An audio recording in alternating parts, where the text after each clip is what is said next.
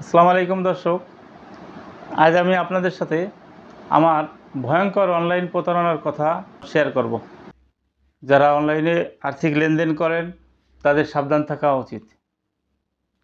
কিছুদিন পূর্বে আমেরিকা থেকে স্মিথ এলিজাবেথের সঙ্গে ফেসবুকে আমার পরিচয় হয়। তিনি একজন স্বনামধন্য ব্যাংকের উচ্চপদস্থ কর্মকর্তা পরিচয় দিয়ে জানান যে তাদের ব্যাংকে মোহাম্মদ বেল্টান নামে এক বাংলাদেশি 15 বছর পূর্বে 50 কোটি টাকা রেখে মারা গেছে। তার কোনো উত্তরাধিকারী না থাকায় তিনি আমাকে তার আত্মীয় সেজে টাকা তুলতে সাহায্য করতে বলেন। অর্ধেক টাকা দেওয়ার প্রস্তাব করেন, তবে ব্যাংকে তার রেফারেন্স দিতে নিষেধ করেন। প্রস্তাবটি আমার কাছে সন্দেহজনক মনে হলেও তারা মোহাম্মদ বেল্টানের ব্যাংক অ্যাকাউন্টের ছবি পাঠায় এবং তিনি ব্যাংক ম্যানেজারের হোয়াটসঅ্যাপ নাম্বার দেন এবং ব্যাংক ম্যানেজার আইনি প্রক্রিয়ার জন্য লিগ্যাল অ্যাডভাইজারের সঙ্গে যোগাযোগ করতে বলেন, যিনি $1,00,000 চান। লিগ্যাল অ্যাডভাইজারের কথা শুনে আমি সঙ্গে সঙ্গে স্মিথ এলিজাবেথকে জানাই এবং স্মিথ এলিজাবেথ আমার বন্ধুর পরিচয় দিয়ে সেই টাকা পরিশোধ করতে রাজি হন। সেই টাকা স্মিথ এলিজাবেথ পরিশোধ করেন।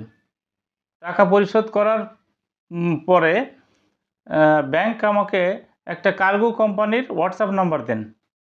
আমি তখন কার্গো কোম্পানির হোয়াটসঅ্যাপ নাম্বারে যোগাযোগ করি। তিনি আমার সঙ্গে যোগাযোগ করে বলেন যে আপনার পুরো অ্যাড্রেস আমাকে দেন। তাদেরকে আমি আমার সম্পূর্ণ অ্যাড্রেস দেই। ব্যাংক ম্যানেজার আমাকে একটা ডলারের ভিডিও পাঠান। ভিডিওটা দেখে আমি বুঝতে পারি গল্পটা সাজানো। Smith Elizabeth, bank manager, courier company, legal adviser সবই একই দলের লোক।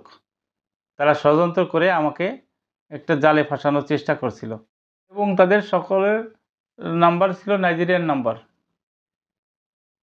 তাদের উদ্দেশ্য ছিল কুরিয়ারে পৌঁছানোর পর আমার কাছ থেকে টাকা হাতিয়ে নেওয়ার। দর্শক, অপরিচিতদের আর্থিক প্রলোভনে পা দেবেন না, আগাম টাকা দিবেন না এবং সন্দেহজনক কিছু দেখলে দ্রুত কর্তৃপক্ষকে জানাবেন।